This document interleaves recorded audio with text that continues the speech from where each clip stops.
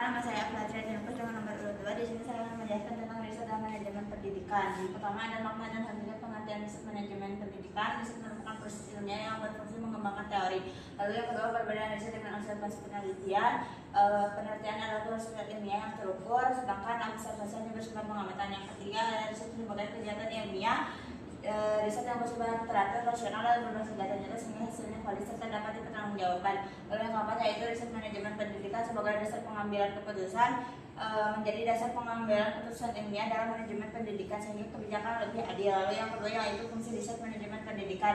Penelitian teoritis memperkaya pengetahuan dan menyediakan landasan konseptual. Lalu yang kedua adalah fungsi praktis, memperkuat dasar konseptual dan mendorong kemajuan ilmu dalam administrasi pendidikan. Lalu yang ketiga fungsi kebijakan, menjadi dasar perencanaan strategis pendidikan dalam menyediakan data objektif. Lalu yang keempat fungsi akademik, mengembangkan keterampilan ilmiah yang memperkaya literatur. Lalu yang ketiga ada kelebihan riset manajemen pendidikan, penelitian menggunakan data yang objektif dan dapat diukur, memperkuat legitimasi ilmiah. Lalu yang kedua riset berfungsi sebagai mekanisme ilmiah untuk mekanisme bias sehingga keputusan dalam manajemen pendidikan lebih akurat.